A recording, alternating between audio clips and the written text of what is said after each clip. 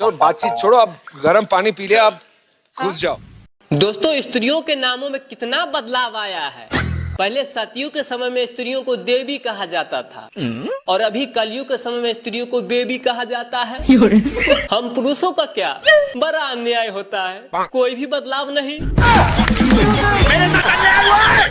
दोस्तों, अभी के समय में सच्चा प्यार और खूबसूरती कोई मायने नहीं रहता।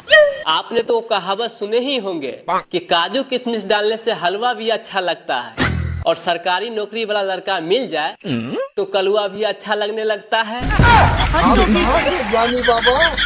रंग से गोरी न थी पर बहुत सुंदर थी, बहुत ऊंची न थी पर मेरे लिए योग्य थी, प्यार देने योग्य न सही पर मेरे कदमों से कदम मिलाती थी, मंदिर मस्जिद जाने से इनकार करती थी लेकिन बाहर मेरा इंतजार करती थी, कहीं भी चला जाऊं मैं मेरे लिए वो रुकती थी, जैसी भी थी वो मेरी चप्पल थी, पता नहीं कौन कमबख्त उठा ले गया। एक पति बेचारा पत्नी के डर से डेली खाना बनाता था तो पत्नी उसके खाने में नुक्स निकाल देती थी। जैसे पति बेचारा अगर अंडा को उबाल देता था तो पत्नी बोलती थी क्या किया, इसे फ्राई करना था। फिर किसी दिन अगर बेचारा अंडे को फ्राई कर देता था तो पत्नी बोलती थी क्या किया तूने, इस अंडे को उबालना था। तो पति बेचारा दोनों कर डाला, अंडा को फ्राई भी कर दिया और उबाल भी दिया। तो पत्नी बोली तुम बेवकूफ का बेवकूफ ही रह जाएगा, जिस अंडे को उबालना था उसे फ्राई कर दिया और जिसको फ्राई करना था उसे उबाल दिया। तो पति बेचारा गुस्से से बोला तलाक, तलाक निरंजन, तलाक निरंजन।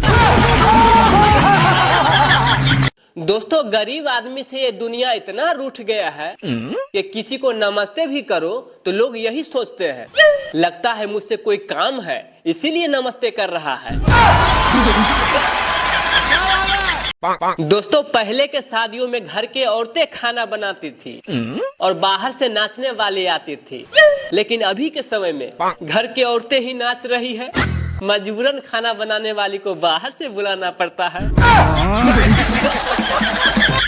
दोस्तों, महिलाओं का मन हमेशा बदलते रहता है। एक पति ने अपने पत्नी से कहा कि सुनो, मैं तुमसे बहुत प्यार करता हूँ, इस खुशी में मैं ताजमहल बनाना चाहता हूँ तुम्हारे लिए। तो पत्नी बोली नहीं नहीं जी, ताजमहल बनाने का कोई जरूरत नहीं है, ठंड का मौसम आ गया है इसीलिए मेरे लिए बर्तन ही मांज देना। ऐसा मत करो मेरी जान। दोस्तों, रांची के पागल खाना में बहुत सारा पागल डांस कर रहा था, जिसमें से एक पागल बैठ के सारा चीज देख रहा था। तो डॉक्टर साहब को लगा के लगता है ये ठीक हो गया, तो गए पूछने के लिए अरे तुम डांस क्यों नहीं कर रहा है। तो पागल बोला डॉक्टर साहब आपको नहीं पता, मेरा शादी हो रहा है, मैं ही तो दुल्हा हूँ। दोस्तों, आज टीवी पर ये देखते हुए मेरे आंखों में आंसू आ गए जब दशरथ जी अपने तीनों बीवियां को बड़े प्यार से समझा रहे थे, क्योंकि यहाँ एक को समझाना बड़ा मुश्किल है। दोस्तों, एक महिला को बुखार लग गया तो उसके पति ने डॉक्टर साहब यहाँ ले गए। तो डॉक्टर साहब मुंह में थर्मामीटर रखते हुए कुछ देर चुप रहने को कहा। तो महिला को चुप देखकर उसके पति को बड़ा अचंभा लगा। तो डॉक्टर साहब से पूछा उसके पति, डॉक्टर साहब ये चुप रहने की जादुई चीज कितने का आता है।